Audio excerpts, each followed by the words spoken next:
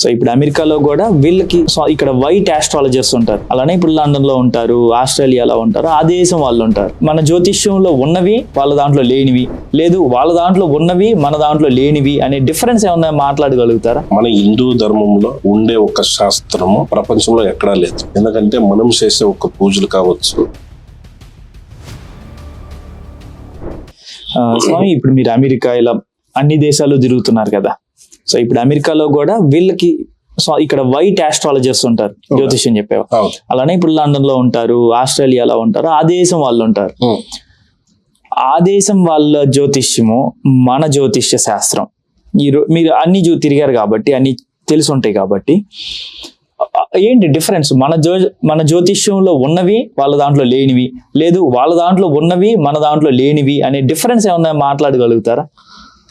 Difference very good. ఇప్పుడు మన దాంట్లో వచ్చేసిందే, మన ఇండియాలో మన హిందూ ధర్మంలో ఉండే ఒక శాస్త్రము ప్రపంచంలో ఎక్కడా లేదు.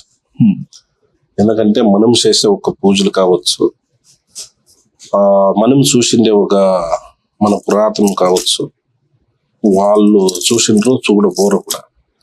హిందూ ధర్మంలో ఒక రకంలో పూజలు అంటే, ఇంకా ఇప్పుడు మెక్సికన్స్ ఉంటారు, మళ్ళా వచ్చేసిందే మన కెనడియన్స్, అమెరికన్స్ ఉంటారు, ఈ ఆస్ట్రేలియన్ ఉంటారు, ఇంకా కొన్ని జనాలు వచ్చి చాలా మంది ఉంటారు, అరబిక్ వాళ్ళు ఉంటారు.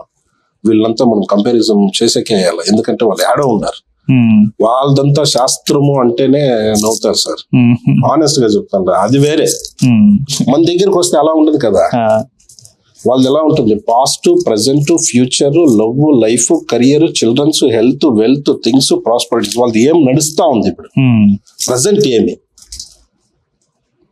పాస్ట్ ఏమి, ఏం నడిచింటుంది వాళ్ళ లైఫ్ లో, ఏమేం పాత ఉన్నాయి, ఇంకా ఫ్యూచర్ ఏముంటుంది, ప్రతి ఒక్కటి మనం చెప్తాము. అట్లా మనల్ని వాళ్ళని కంపారిజన్ చేసుకునేకే అయ్యాలి. అది ఇంపాసిబుల్.